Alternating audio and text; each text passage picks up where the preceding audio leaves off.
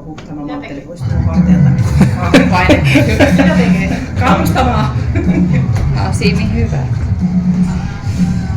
Tarvitko katsoa?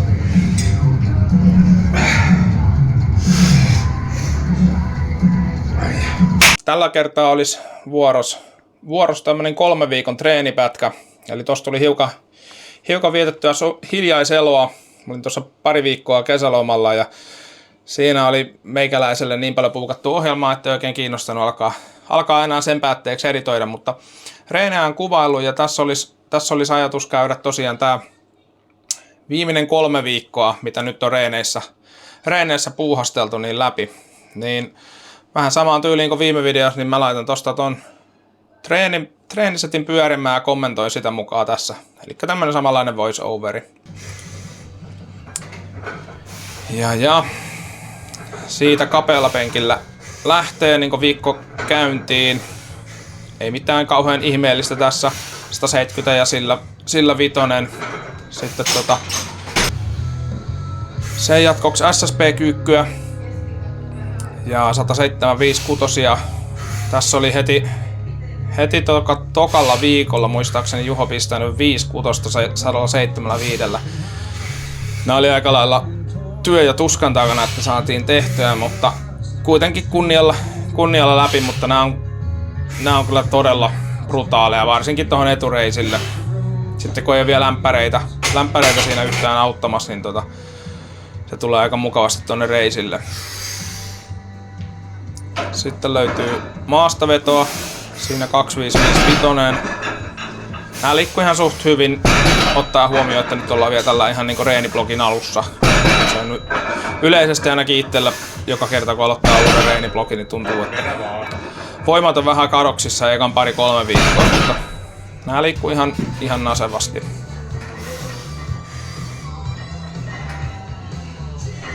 Ja penkkistopilla. Mä oon nyt kirjoittanut vaan stopilla, mutta nämä on periaatteessa niinku 3, ei nyt välttämättä sekunnin, mutta sillä että mä lasken 3, kun ne on tossa rinnalla. Tarkoituksena vähän, että saadaan opeteltua siihen, että kisoiskin tulee pitkiä merkkejä. Mulla se tuntuu aina syövän penkistä tosi paljon kiloa. Jos on mitä pitempi merkki, niin se tuntuu sitä paskemmalta se penkki. Sitten kyykkyjä. 225, 38. Eli nämä on mulla aina toisena reeninä, tai toisena kyykkynä on tää niinku kisakyykky. Ja alkuviikosta on nuo SSP:t. Niin niinku videolta näkee, niin tuossa alkaa aika lailla reidet on niistä SSP:istä ja hakattu aika lailla mehu pois. Sitten tuossa on vielä aina tätä ennen toi maastaveto, niin usein selkäkin on jo aika joitelissa tossa kohtaa. Sitten hypätään seuraavaan viikkoon. Eli siinä vitonen enemmän niinku kovimpaan sarjaa. Mä oon nyt jokaiseen ottanut tällä vähän niinku highlightit vaan, että en oo joka sarjaa viittinyt, koska tästä tulisi muuten tunnin mittainen pätkä. Ja sitten sama setti jatkuu SSP-kyykyissä. Siinä kans muistaakseni vitosen korotus.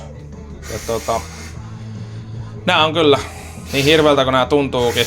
Vaikka ohjelmassa olisi tyyliin RP 6 tai 7, niin sitten aina kun sen sarja on tehnyt, se tuntuu aina joltain ihan muulta kuin RP 6 tai 7. Mä en osaa selittää.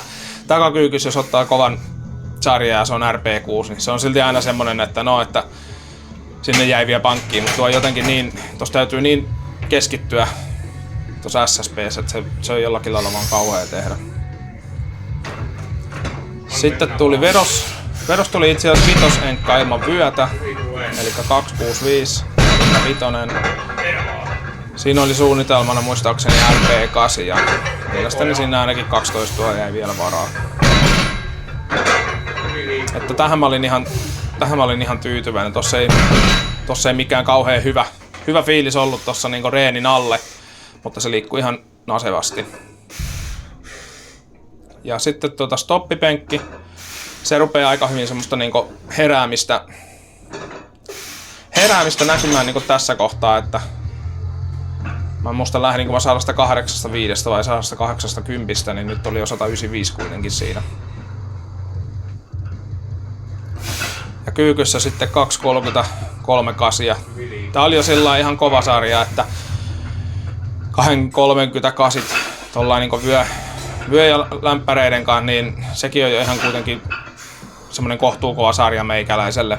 Toki on nyt paljon isommalla ottanut, mutta semmonen niin perus hyvä sarja, niin nyt kun tässä otti sen nyt kuitenkin ilman lämpäriä ja vyötä, niin tulee sellainen olo, että kyllä siellä varmaan aika hyvin on tullut lisää jerkkua kyykkyyn. Ja varsinkin tuo SSP, kun ottaa huomioon, että tuo on se viikon toinen, niin siihen mä olin tosi tyytyväinen. Siinä sitten vähän keräillään itteen hetken aikaa.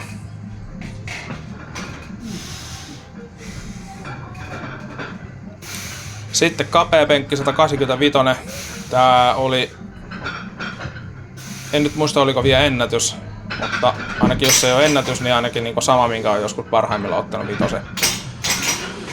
Tää on ehkä paino vähän enemmän, mitä olisi kuulunut tässä vaiheessa, mutta se on välillä semmoista. Sitten maastaveto. 272 puolella. 4 pikku läpsyt siihen alkuun, että heräilee.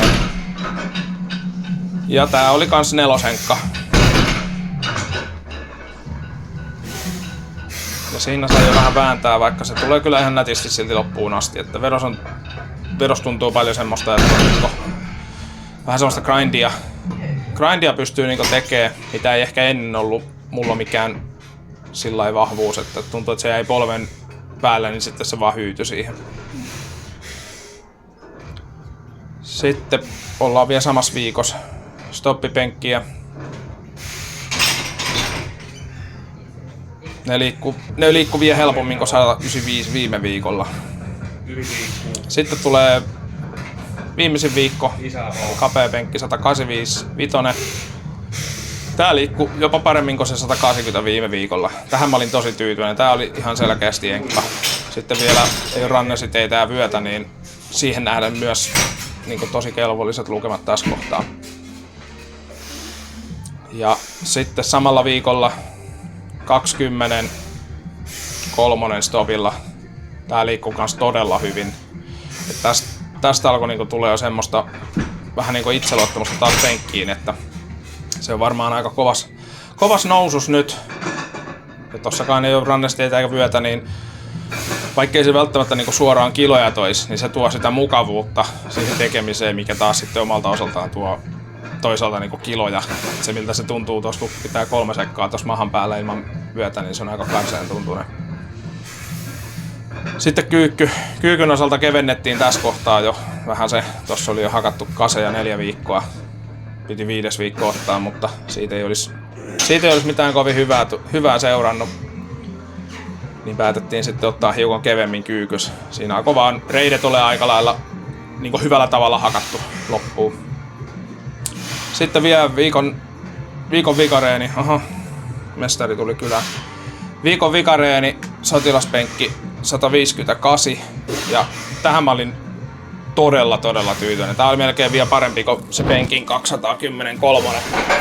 Koska siinä ei ole oikein ennen tehty sarjaa. En ole ennen kaseja saanut millään 150. Hei, kissa, nyt rauhoitu. Kurinpalautus. Niin, ei ole ennen 145 tai 142,5 kasit on edellinen ennätys tossa. Ja nyt tosiaan 150, tohon jäi vielä hyvin pankkiin ainakin 13. Niin pikkuhiljaa tulee semmoinen luotto, että jos sen sotilaspenkinkin saisi sinne 200 ylikin, niin se varmasti vie mulla kyllä sitä normipenkkiä eteenpäin. Mutta semmoset treenit tällä kertaa. Tossa oli nyt tosiaan ehkä vähän sillai nopeammin nämä, koska oli niin paljon näitä klippejä tässä, mutta tarkoitus olisi taas saada vähän tahtia parannettua, että millä näitä videoita tulee. Tuossa oli nyt tosiaan toi kesäloma, niin ei oikein siinä jaksanut vääntää, mutta treenit kulkee tosi hyvin. Nyt aletaan vähän sen pääseen seuraavalla viikolla pienempiin toistomääriin.